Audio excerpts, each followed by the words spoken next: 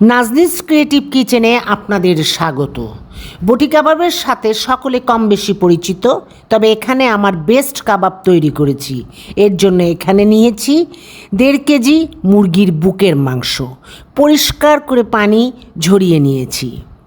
বুক মাংসে হাড় থাকলে হাড় সরিয়ে নিতে হবে। এখানে হাড়বিহীন মাংস, চারিদিকে ছোট মাংস চর্বি কেটে আলাদা করে রাখলাম, পরবর্তীতে ব্যবহার হবে। এরপর প্রতিটি বুক মাংস থেকে 3টি অংশে ভাগ করে প্রতি মাংসে মিট টেন্ডারাইজিং নিডল এভাবে উপর নিচ আলতোভাবে ছিদ্র করে নরম করে নিতে হবে। এর ফলে মাংস দ্রুত সেদ্ধ হবে আর মশলা খুব সহজে মাংসে প্রবেশ করতে পারবে, আর এ বটি কাবাবের স্বাদ তেমনই বাড়িয়ে তুলবে। এই ছেটে রাখা মাংসগুলো কুচিয়ে নেব, পরবর্তীতে ব্যবহার হবে। যাদের এ যন্ত্রটি নেই তারা কাঁটা চামচ দিয়ে কুচিয়ে নিতে পারেন। এভাবে সব মাংস এই নিডলে কুচিয়ে নিয়েছি। সমান সাইজ করে এভাবে মাংস টুকরো করে কেটে নিতে হবে। এর জন্য একে টুকরো মাংসের কাবাব বা বটি কাবাব বলে। মাংস টেন্ডারিং করার পরে মাংস থেকে বাড়তি পানি বের হলে কাপড়ের সাহায্যে মুছে নিতে হবে। মাংস ম্যারিনেট করব এখন। এখানে প্রতি হাফ কেজি মাংসের জন্য 1/2 টেবিল চামচ মশলা মিশিয়ে এই কাবাব তৈরি করলে কাজের সুবিধা হয়।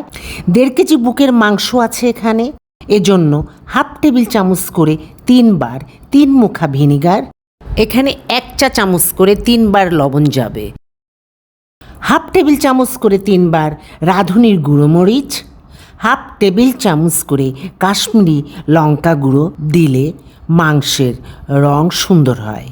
সবশেষে 1/2 টেবিল চামচ করে হলুদ গুঁড়ো মরিচ মিশিয়ে ভালোভাবে মিশিয়ে আধা ঘন্টার জন্য ম্যারিনেট করে রাখি। টুকরো মাংসের এই কাবাব ফার্সি ভাষায় বটি কাবাব বলে। বাংলাদেশের জনপ্রিয়তায় নিজস্ব মশলার জুড়ি নেই। মোগল সাম্রাজ্যের আমলে মধ্য এশিয়ার কাবাব তৈরির কৌশল এবং নিজস্ব মশলায় ভারতীয় উপমহাদেশে তার সংমিশ্রণে আগুনে পুড়ে তৈরি হয় এই মজাদার কাবাব। আধা ঘন্টা পরে ফিরে আসলাম।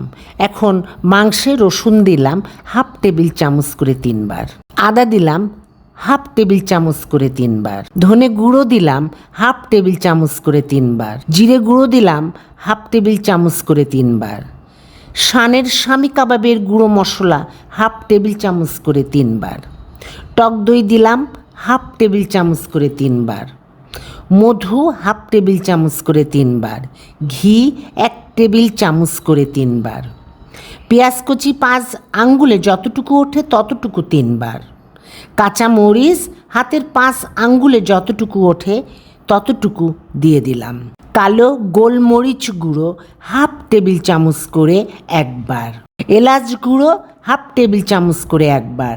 সবশেষে দেখাবো রোজেলা ফল। এই ফলের গুঁড়ো বা আস্ত গরম পানিতে ভিজিয়ে আমরা চায়ের মতো পান করি। আমি এখানে এই ফলের গুঁড়ো করে রেখেছি। এটা টকটক ফল।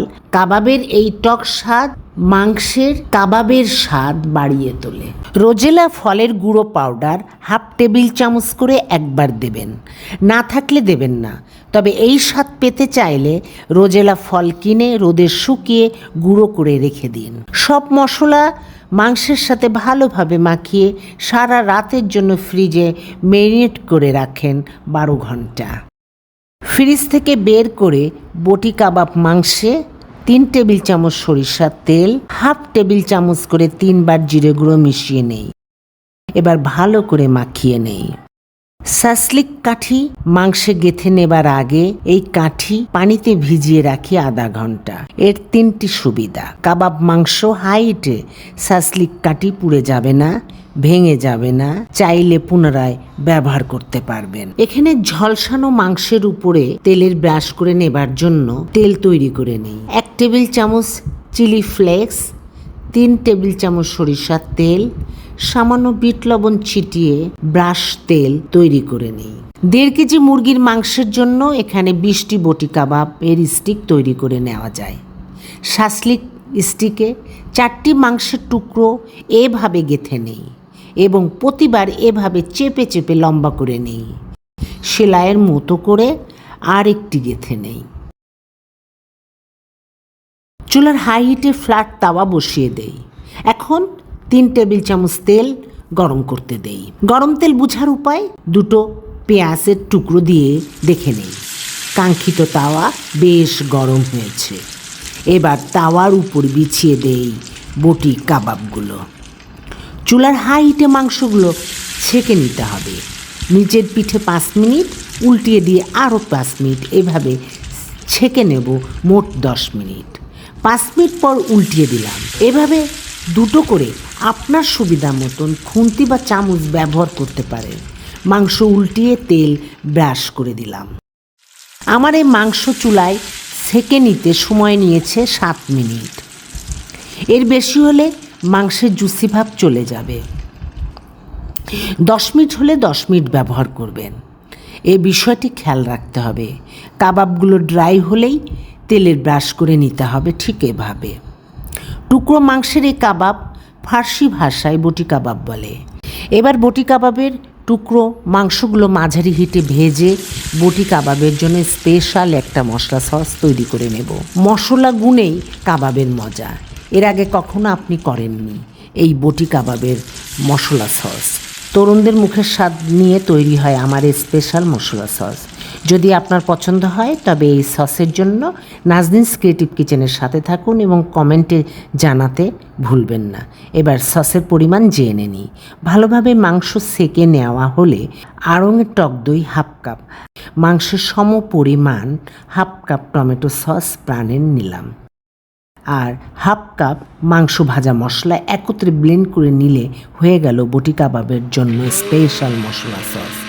এ সস সকলে পছন্দ করে, আপনি করতে পারেন। আর এ সস আপনাদের পছন্দ হলে কমেন্টে জানাতে ভুলবেন না। আমার নিজের তৈরি এই রেসিপি বটি কাবাবের এই মশলা সস আপনাদের ভালো লাগবে। নাজনীনস ক্রিয়েটিভ কিচেনে এতক্ষণ এ রান্না দেখার জন্য আপনাদের ধন্যবাদ। আগামীতে এ বটি কাবাবের মাংসের আরেকটা লোভনীয় স্বাদের দারুণ একটি খাবারের রেসিপি আসছে। এ কাবাব লাল আটা রুটির সাথে খেতে দারুণ লাগে। আপনাদের পছন্দ মতন আপনারা নির্বাচন করুন কিভাবে কার সাথে খাবেন। নিত্য নতুন রান্না আর টিপসের জন্য নাজনীনস ক্রিয়েটিভ কিচেনের সাথে থাকুন। আপনারা ঘরে রান্না করুন আর পরিবারের স্বাস্থ্যের প্রতি যত্নবান হন।